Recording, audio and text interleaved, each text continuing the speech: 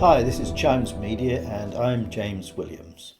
Okay, wanted to talk about the subject of having arms in British homes. It can't go unnoticed that British society, as with much of European society, I don't mean so far as like Hungary, I'm talking about Western European society, has become more violent and more threatening over the last 10 years or so.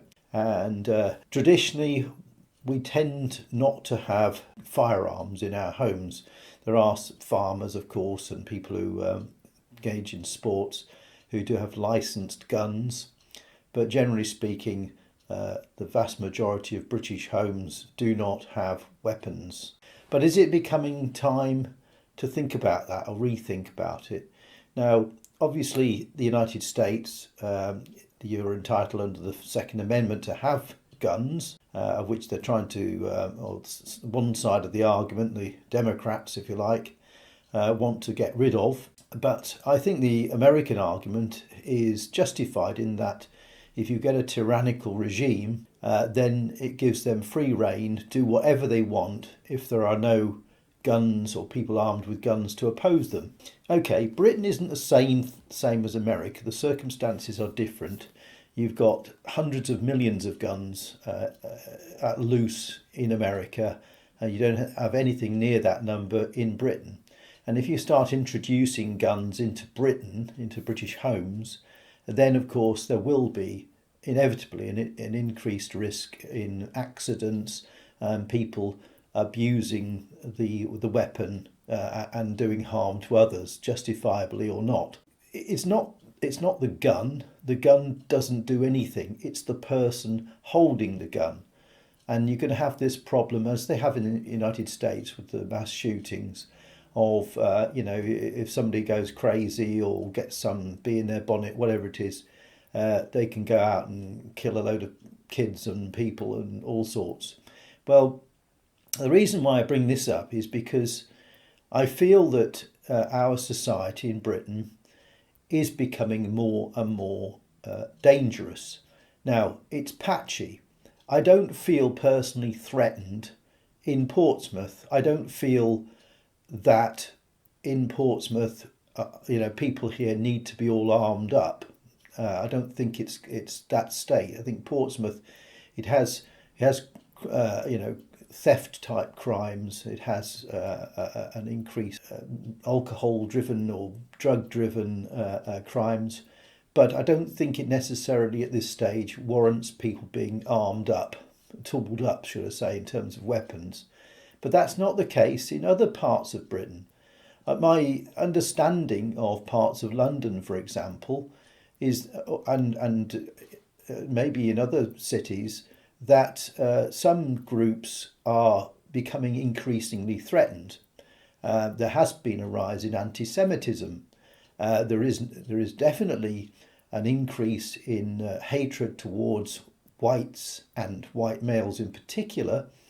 And there may well become a time when they become seriously endangered, and they probably are in some parts of Britain where they're a minority. So does that give them the right to have weapons?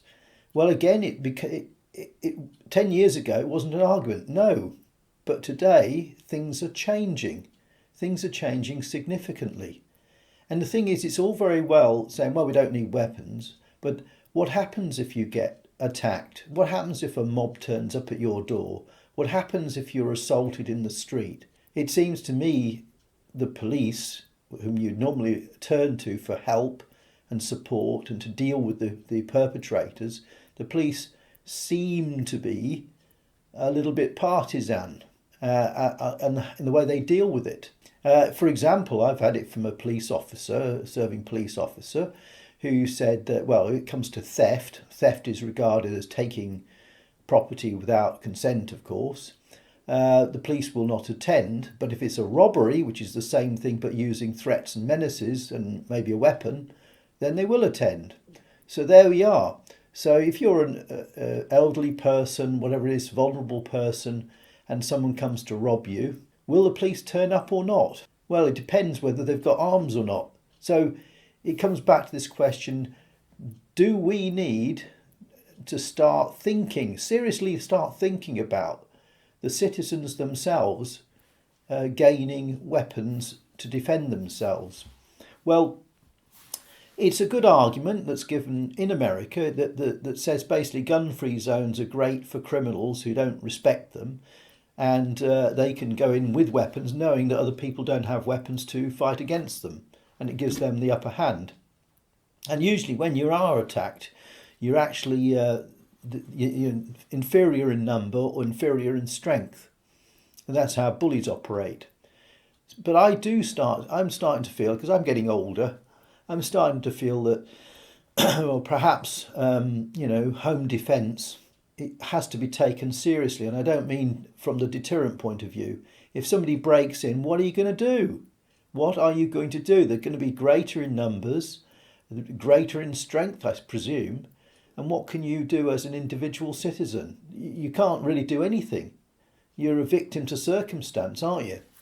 So I think myself that perhaps we ought to go down the line of saying, well, you can have a weapon if you're in a particular area or you seriously feel, and it's justified, that you are threatened. For example, a classic one, Tommy Robinson. Tommy Robinson and his family have been threatened with all kinds of violence and decapitation and disfigurement and throwing acid at them and everything. I think personally that Tommy Robinson and people like him should be entitled to keep a weapon, a gun, in the house. They should be, because they can't be the police cannot be relied upon to defend them. It takes time. If I was to call the police now, and it's daytime, if I was to call the police now, I'd be lucky if they were here in 10 minutes. By which time, if I've got an assailant, I'm dead. I'm relying on the assailant having mercy and not hurting me too much until the police arrive. And then the police probably won't turn up unless I can report that other person's got a weapon. Well, you can be bludgeoned to death with someone's fist or with a blunt instrument. You can suffer all kinds of terrible things. So I think the police, and I don't blame the police, it's a logistical problem they've got. I mean, they're struggling in Portsmouth to cope with the drug crime.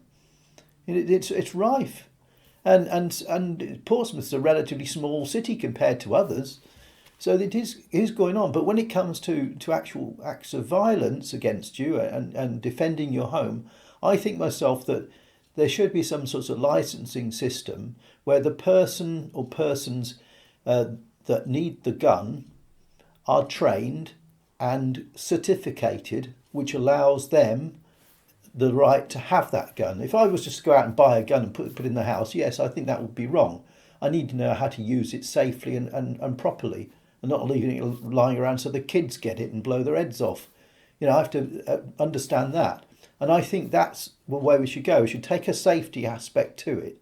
But certain individuals who are facing very real and very serious threats to their life and their families, of course, as well, I think they should be allowed to have licensed guns for their home defence. I think that should be permitted. Anyway, be interested to see what the comments are. Thanks for watching. Until next time, take care of yourself.